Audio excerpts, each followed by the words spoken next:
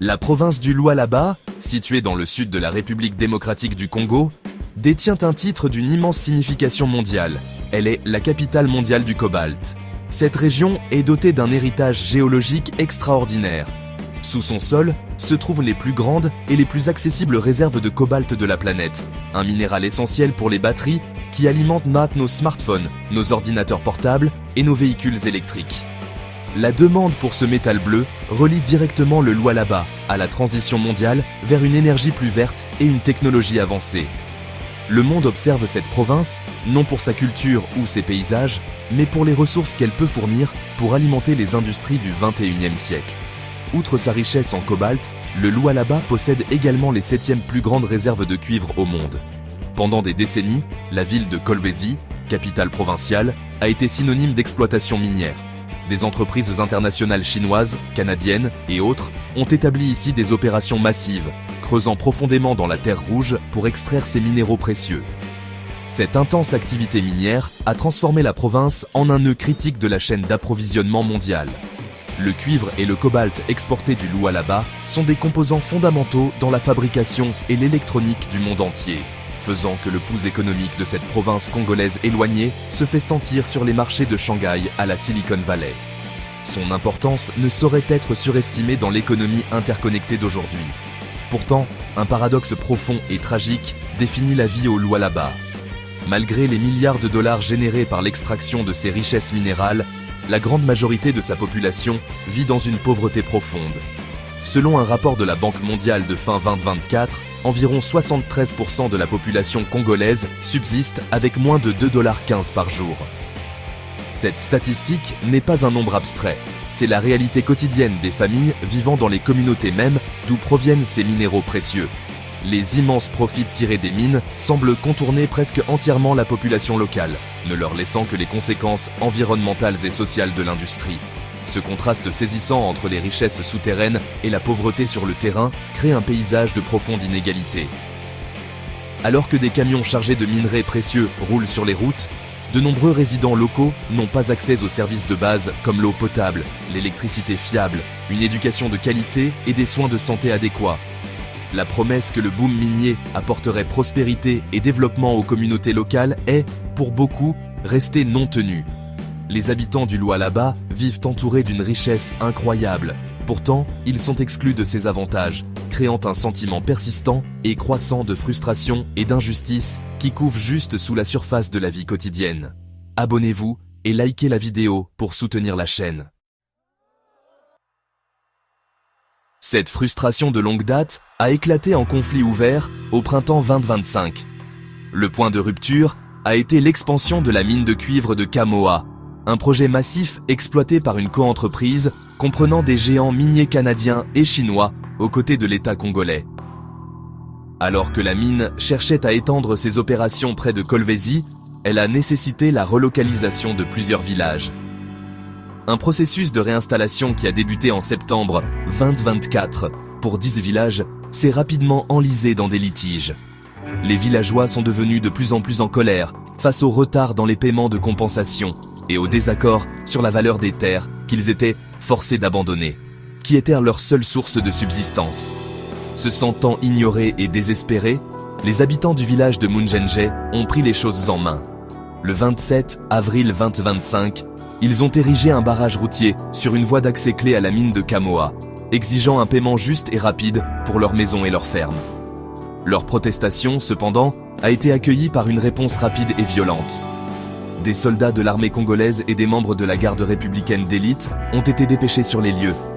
Au lieu de désamorcer la situation, ils ont ouvert le feu sur la foule avec des munitions réelles.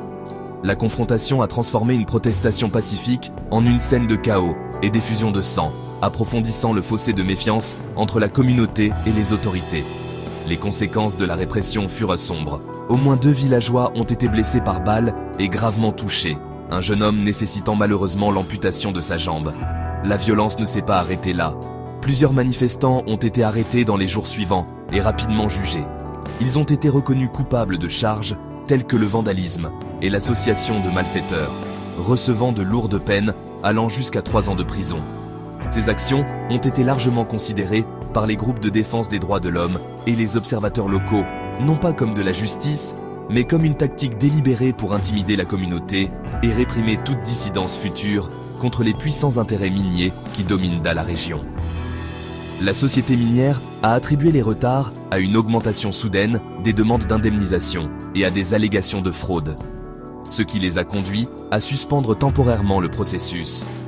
Cette suspension a eu des conséquences dévastatrices, car elle a également signifié que de nombreux agriculteurs ont été empêchés d'accéder à leurs champs, laissant leurs récoltes pourrir et leurs familles sans nourriture ni revenus.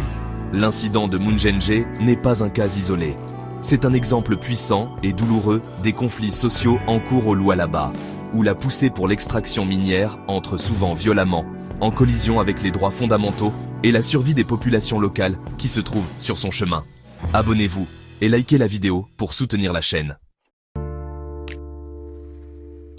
Alors que les tensions couvent sur le terrain, un projet d'infrastructure monumentale prend forme, promettant de transformer l'économie de la région, le corridor de Lobito.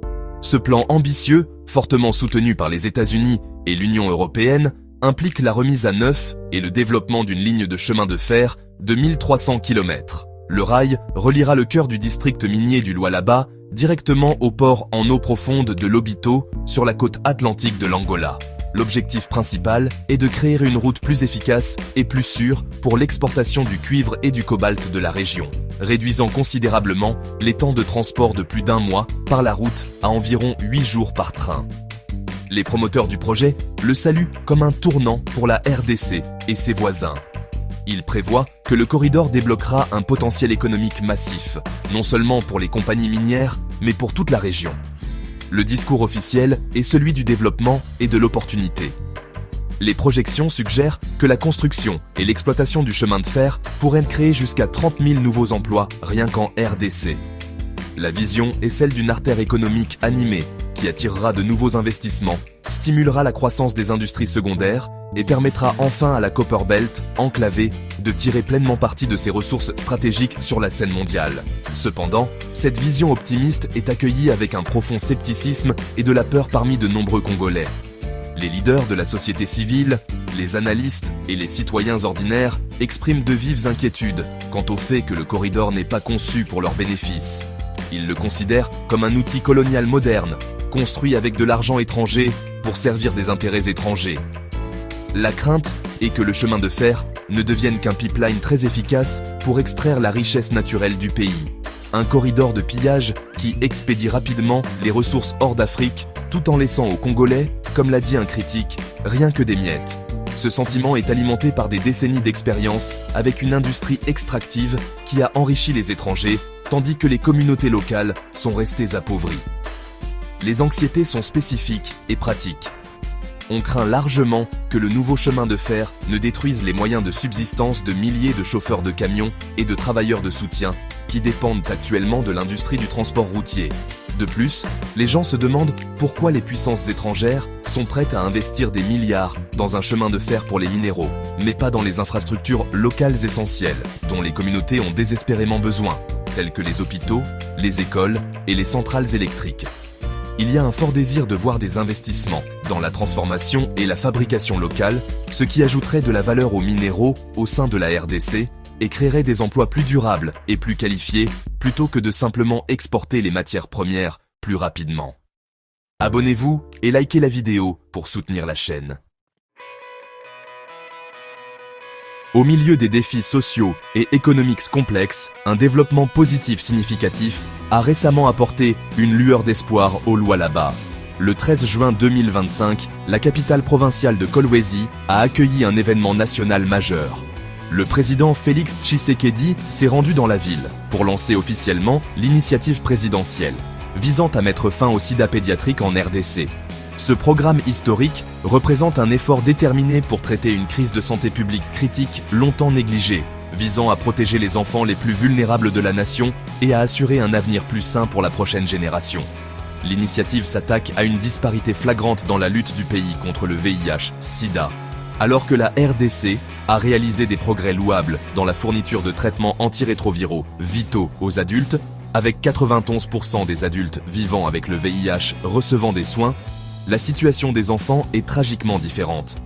Pendant une décennie, la couverture de traitement pour les enfants a stagné à un niveau désespérément bas de 44%. Cela signifie que plus de la moitié des enfants en RDC vivant avec le VIH ne reçoivent pas les soins médicaux dont ils ont besoin pour survivre et prospérer.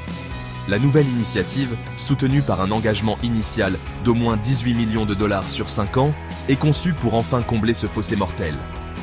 Les objectifs du programme sont exhaustifs et ciblent les causes profondes du problème. Un accent clé est mis sur l'amélioration spectaculaire des taux de dépistage et de traitement pour les enfants, les adolescents et les femmes enceintes dans toutes les provinces, y compris la région du Lualaba qui est fortement touchée. En veillant à ce que les futures mères vivant avec le VIH reçoivent des soins médicaux appropriés, l'initiative vise à prévenir la transmission du virus de la mère à l'enfant, l'un des moyens les plus efficaces de travailler vers une génération sans sida. C'est une approche holistique qui cherche non seulement à traiter les malades, mais aussi à empêcher le virus de se propager davantage. Bien que le lancement de cette initiative de santé ne puisse résoudre les problèmes profondément enracinés liés à l'industrie minière, elle représente un investissement significatif dans la population du Lualaba et de la nation entière. C'est un signe que, même si la province est aux prises avec l'exploitation et les conflits, il existe des efforts parallèles axés sur le bien-être humain et le développement à long terme. Pour les familles du Lualaba, la lutte contre le sida pédiatrique est une bataille aussi importante que celle pour la justice économique.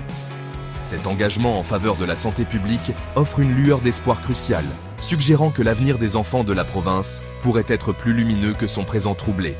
Abonnez-vous et likez la vidéo pour soutenir la chaîne.